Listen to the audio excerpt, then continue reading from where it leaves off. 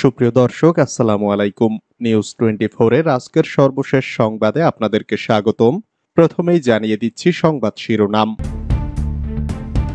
এটা কালো টাকা সাদা করার বেনজির বাজেট, মন্তব্য মির্জা ফখরুলের।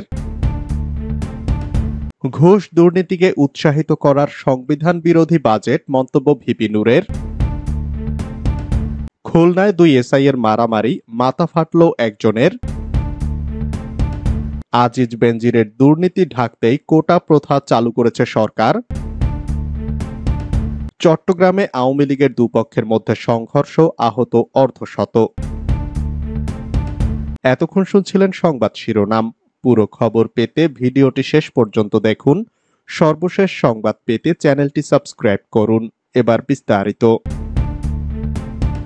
এটা কালো টাকা সাদা করার বেনজির বাজেট, মন্তব্য মির্জা ফখরুলের। প্রস্তাবিত বাজেটকে কালো টাকা সাদা করার বাজেট বলে মন্তব্য করে বিএনপি মহাসচিব মির্জা ফখরুল ইসলাম আলমগীর বলেছেন, বাজেট নিয়ে কথা বলার দরকার নেই, এই বাজেটেই হচ্ছে কালো টাকার বাজেট। কালো টাকা কি করে সাদা করা যায় তার বাজেট, কি করে দুর্নীতি আরো বেশি করা যাবে তার বাজেট, কি করে দুর্নীতি আরো বিস্তৃত করা যায় তার বাজেট। শুক্রবার রাজধানীর সেগুন বাগিচায় ঢাকা রিপোর্টার্স ইউনিটি কার্যালয়ে এক আলোচনা সভায় এ মন্তব্য করেন তিনি। মির্জা ফখরুল বলেন, এখানে দেখুন, বাজেটে ক্যাপিটাল মেশিনারিজের উপর ট্যাক্স বাড়ানো হয়েছে। ক্যাপিটাল মেশিনারিজের ট্যাক্স বাড়ানোর অর্থ কি? অর্থ হচ্ছে এখানে যেন ইন্ডাস্ট্রি না হয়, যন্ত্রপাতি যাতে আমদানি করতে না পারে, কলকারখানা না হয়। বিএনপির মহাসচিব বলেন, কর্মসংস্থান কোথায়? মানুষ কাজ পায় না। ঢাকা শহর থেকে আমাদের এখানে যারা ছোটখাটো ব্যবসা বাণিজ্য করত, চাকুরি করত, তারাও সব গ্রামে চলে যাচ্ছে। কিন্তু গ্রামে গিয়েও কোনো লাভ নাই, কাজ নাই, একটা ভয়াবহ অবস্থা। তিনি আরো বলেন, অনেকে বলেছেন এই সরকার মিথ্যার উপরে টিকে আছে, সব পরিসংখ্যান মিথ্যা তৈরি করা। আপনি কার উপরে ভিত্তি করে প্ল্যানিং করবেন? সর্বত্র এখন বেনজিরের দুর্নীতি, এখন সব দিকে বেনজির। আমাদের সাবেক পুলিশ প্রধান বেনজির, আমাদের সাবেক সেনা প্রধান তিনিও বেনজির। ঘুষ দুর্নীতিকে উৎসাহিত করার সংবিধান বিরোধী বাজেট, মন্তব্য ভিপি নূরের। প্রস্তাবিত বাজেটকে সংবিধান বিরোধী আখ্যা দিয়ে গণ অধিকার পরিষদের একাংশের সভাপতি ও ডাকসুর সাবেক ভিপি নুরুল হক নূর বলেছেন, এ বাজেট ঘুষ দুর্নীতিকে উৎসাহিত করবে। এ বাজেট সাধারণ মানুষের জন্য নয়, লুটেরাদের জন্য। শুক্রবার বিকেলে জাতীয় প্রেস ক্লাবের সামনে এক গণবিক্ষোভ কর্মসূচিতে একথা বলেন তিনি। আজিজ বেনজির সহ দুর্নীতিবাজ লুটেরা এবং তাদের পৃষ্ঠপোষকদের গ্রেপ্তারের দাবিতে বাংলাদেশ যুব অধিকার পরিষদ ঢাকা মহানগরের উদ্যোগে এই কর্মসূচি হয়। নুরুল হক নূর বলেন, দুর্নীতি রাষ্ট্রের রন্ধ্রে রন্ধ্রে ছড়িয়ে পড়েছে। দেশের নির্বাচন, ভোট, গণতন্ত্র না থাকায় জবাবদিহিতাহীন সরকার প্রতিষ্ঠিত হয়েছে। আর সরকারের জবাবদিহিতা না থাকায় দুর্নীতি এখন স্বাভাবিক বিষয় পরিণত হয়েছে। বলতে গেলে দুর্নীতি এখন প্রাতিষ্ঠানিক রূপ লাভ করেছে। হাসপাতালের মর্গ থেকে লাশ বের করতেও ঘুষ দিতে হয়। সরকারি এমন কোনো দপ্তর, অফিস নেই যেখানে ঘুষ দুর্নীতি নেই। সরকার অবৈধভাবে ক্ষমতায় থাকতে আজিজ বেনজিরদের তৈরি করেছে, এখন তাদের দায় নিতে চাচ্ছে না। আওয়ামী লীগের সাধারণ সম্পাদক ওবায়দুল কাদের বলেছেন, আজিজ বেনজিররা তাদের লোক না, অথচ আজিজ বেনজিরদের তারাই প্রমোশন দিতে দিতে সেনাপ্রধান, পুলিশ প্রধান বানিয়েছে। খুলনায় 2 এসআই এর মারামারি, মাথা ফাটল একজনের। খুলনার কয়রা থানা পুলিশের 2 উপপরিদর্শকের মধ্যে মারামারির ঘটনা ঘটেছে, এতে একজনের মাথা ফেটে গেছে। শুক্রবার দুপুর 2টার দিকে উপজেলা সদরের একটি খাবার হোটেলে পুলিশের 2 কর্মকর্তা মারামারিতে জড়িয়ে পড়েন। তারা হলেন এসআই নিরঞ্জন মণ্ডল ও এসআই মাসুম। এ ঘটনায় এসআই মাসুমের মাথা ফেটে গেছে। প্রত্যক্ষদর্শী সূত্রে জানা গেছে, এসআই মাসুম কয়রা উপজেলা সদরের আঁখি হোটেলে খাবারের জন্য বসেছিলেন। কিছুক্ষণ পর একটি মোটরসাইকেলে এসআই নিরঞ্জন সেখানে আসেন। মোটরসাইকেল থেকে নেমেই তিনি এসআই মাসুমকে অকথ্য ভাষায় গালিগালাজ করতে থাকেন। এসআই মাসুমও তাৎক্ষণিক এর প্রতিবাদ জানায়। এক পর্যায়ে এসআই নিরঞ্জন প্লাস্টিকের চেয়ার তুলে মাসুমকে আঘাত করেন। এ সময় এসআই মাসুমও চেয়ার তুলে এসআই নিরঞ্জনকে পাল্টা আঘাত করেন। দুজনের মারামারির এক পর্যায়ে এসআই মাসুমের মাথা ফেটে যায়। পরে হোটেলে উপস্থিত লোকজন এসে তাদেরকে শান্ত করেন। প্রত্যক্ষদর্শীরা জানান, একটি মোটরসাইকেল আটক করাকে কেন্দ্র করে থানার 2 পুলিশ সদস্য মারামারিতে জড়িয়ে পড়েন। এ সময় এসআই নিরঞ্জনের ছোড়া চেয়ারের আঘাতে এসআই মাসুমের মাথা ফেটে রক্ত বের হয়। তাকে তাৎক্ষণিক প্রাথমিক চিকিৎসা দেওয়া হয়েছে। আজিজ বেনজিরের দুর্নীতি ঢাকতেই কোটা প্রথা চালু করেছে সরকার। গণ অধিকার পরিষদের আহ্বায়ক কর্নেল মিয়া মশিউজ্জামান বলেছেন, সরকার আদালতের ঘাড়ে বন্দুক রেখে নতুন করে কোটা প্রথা চালু করেছে। এতে ছাত্ররা বিক্ষুব্ধ হবে আর চাপা পড়বে বেনজির আজিজের পাহাড় সহ দুর্নীতির ইস্যু। একই সাথে সরকার তাদের দেওয়া অবৈধ বাজেট নিয়ে জনগণ যাতে সোচ্চার হতে না পারে।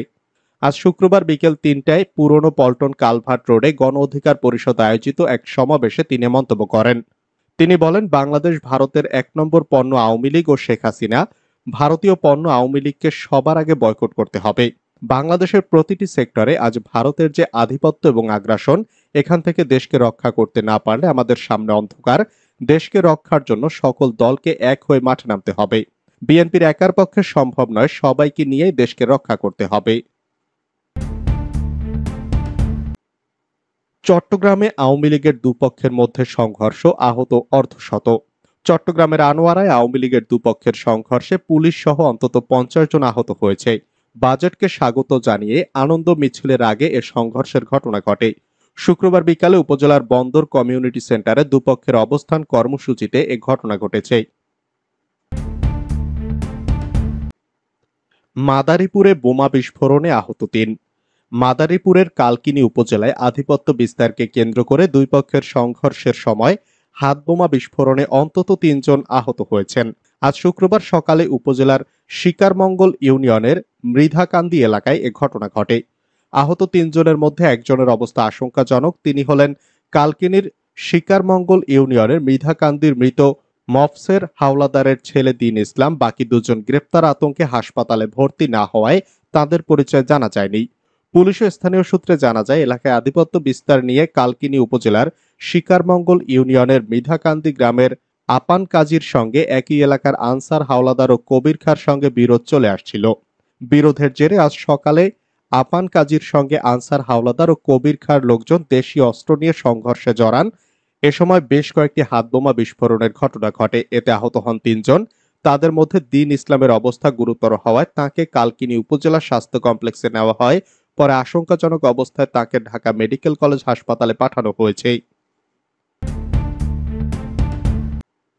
হাতীবান্ধা সীমান্তে বিএসএফ এর গুলিতে বাংলাদেশি আহত। লালমনিরহাটের হাতীবান্ধা উপজেলার সিঙ্গিবাড়ি ইউনিয়ন সীমান্তে ভারতীয় সীমান্তরক্ষী বাহিনীর গুলিতে আলতাফ হোসেন নামের এক বাংলাদেশি আহত হয়েছেন। আজ শুক্রবার বিকেল 4:30টার দিকে ওই ইউনিয়নের পকেট গ্রাম সীমান্তে এ ঘটনা ঘটে। আহত আলতাফ হোসেন সিঙ্গিবাড়ি ইউনিয়নের পকেট গ্রামের বাসিন্দা। আহত অবস্থায় তাকে রংপুর মেডিকেল কলেজ হাসপাতালে নেওয়া হয়েছে। তিনি পেশায় অটোরিকশা চালক।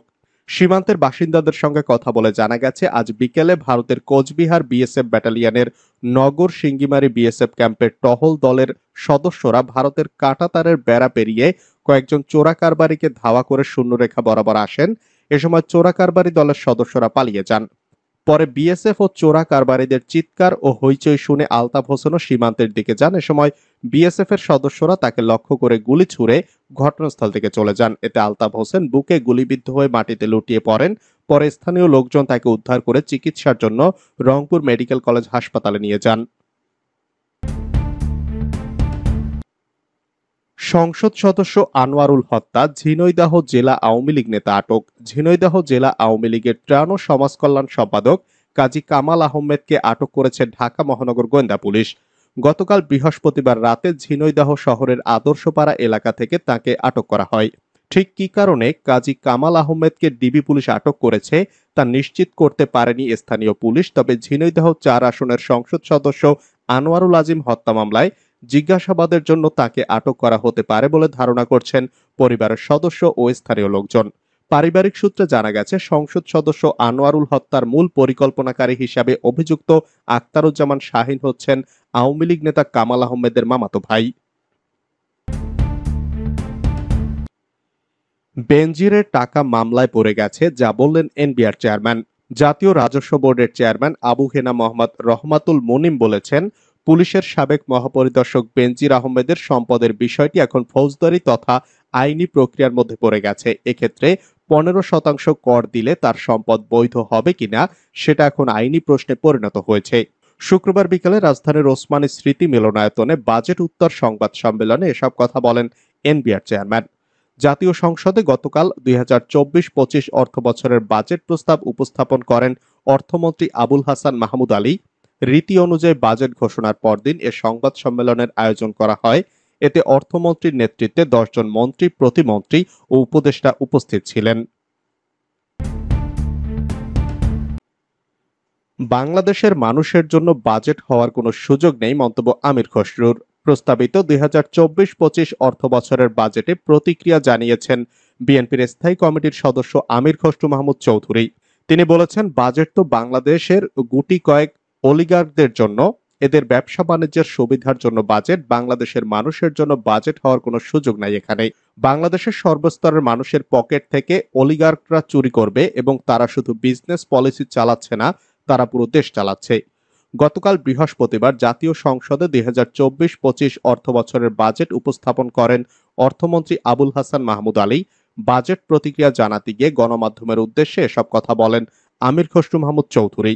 আমির খসরু মাহমুদ বলেন, বাজেট আর কি, যেখানে একটা অনির্বাচিত সরকার, যাদের কোনো ম্যান্ডেট নাই বাজেট দেওয়ার, কারণ তারা কোনো নির্বাচিত সরকার না, এই ব্যাপারে কারো মনে কোনো সন্দেহ নেই। আর বাজেট দেয় কি দিয়ে? একটা দেশের রিসোর্সের উপর ভিত্তি করেই তো বাজেট দেওয়া হয়। বাংলাদেশের বর্তমান রিসোর্স কি আছে? ব্যাংক খালি। বাংলাদেশের দেনা বাড়তে বাড়তে কোন জায়গায় গিয়েছে এখন? এখানে দেনা শোধ করতে প্রিন্সিপাল এবং বাজেটের বড় একটা অংশ চলে যাচ্ছে।